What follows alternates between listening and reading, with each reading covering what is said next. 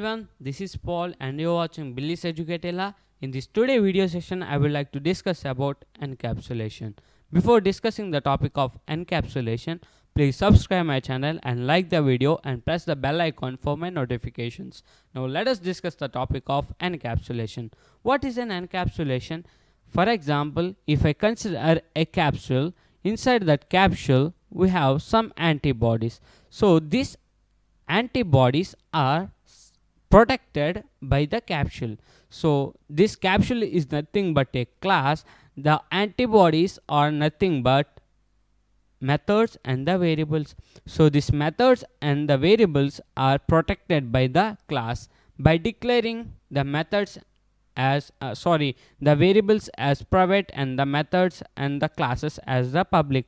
Now let us discuss the definition of encapsulation. Encapsulation in Java is a mechanism of wrapping the data, that means variables, and code acting on the data methods together as a single unit. So inside a capsule we have the variables and the method. So these variables and the methods are wrapped in a single unit. Okay, encapsulation in Java is a mechanism of wrapping the data, that means variables, and the code acting on the data, that is methods, together as a single unit. In encapsulation, the variables of a class will be hidden from other classes and can be accessed only through the methods of their current classes. Therefore, it is also known as data hiding. So the main aspect of the encapsulation is those methods and the variables are only permitted to only that class only. So the variables and the methods couldn't be accessed outside the current class. That means if we have one class and there is another class, okay, so in this class we have some private methods and the private variables. So this data cannot be accessed in another class. So this type of not accessing the data is known as data hiding. So the main aspect of encapsulation is data hiding. The meaning of encapsulation is to make sure that sensitive data is hidden from the users. So there are some developers, so they want to keep some data to be sensitive. That means that data doesn't have to be shown to the users. So that data will be hidden by using the encapsulation.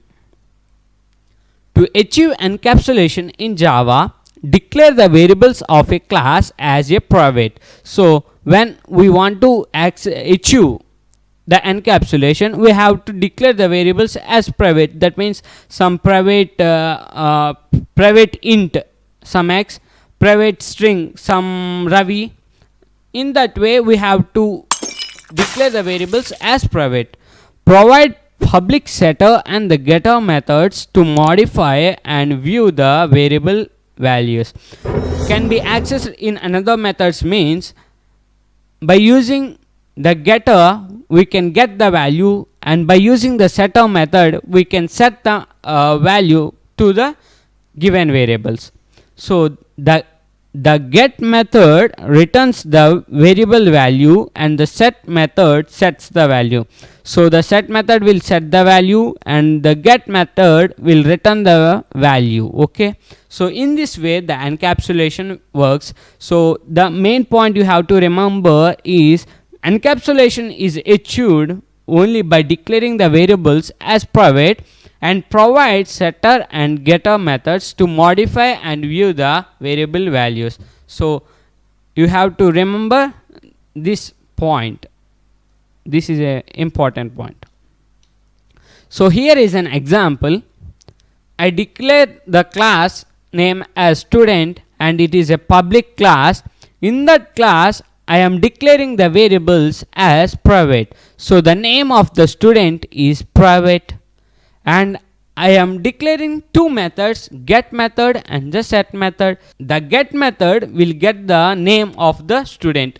So we are returning the name of the student, and the set method will allows us to set the name of the student. So by using this dot name equals to name, we can set the name of the student. So here you may get doubt that this dot name is equals to name. So the main purpose of this method is there is no need to declare an extra variable to declare the name of the student. So actually we will perform some string some n. So n equals to name. So here we are declaring another variable. So here this may affect the space complexity. So in order to reduce the space complexity, we use this keyword. So this dot name is equals to name. So by using this keyword, we can access the name of the given data. So here I am creating a class named as test. In that class I am taking the main method. In that main method I created an object named as s. So student s is equals to new student of. So by using s dot set name as Harry Potter, some Harry Potter. So by using set name we can set the name of the student. After setting this, it will return to the get name. After returning to get name, it will print.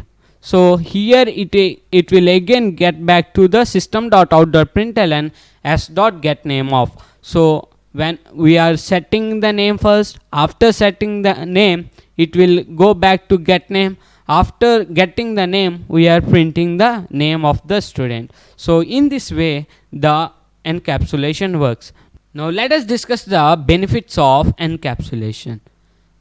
Better control of class attributes and the methods. So here in encapsulation, the methods and the attributes can be controlled very easily because we have only two methods, that is get method and the set method. Set method allows us to set the data to the class, and get method will allows us to print or get the data from the set method. So in this way they have a good control over the class attributes and the methods. Class attributes can be made read only if you only use the get method. So the read only means when we declare the get method, it allows us to only read the data, or write only if you only use the set method, because set method sets the data by writing something that the user wants, while the get method allows us to read only. That means it will access the data from the set method and it will print. Okay, so in this way the class attributes can be made very easily, that means easily controlled. Flexible. The programmer can change one part of the code without affecting other parts. So by using encapsulation, the programmer can change any part of the code without affecting the other parts, because we are using the methods. So each method has each performance. So it will be flexible for the user to change any code inside the program.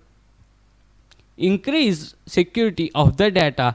So the data gets the more security because we are declaring the variables as private, because this private data is only accessed to that particular class only. This data cannot be accessed outside of the class, so it has the more security when compared to the remaining programs. I think you understood it. If you have any doubts, comment below and share the content which is present in my channel, and like the video and press the bell icon for my notifications. Thank you everyone.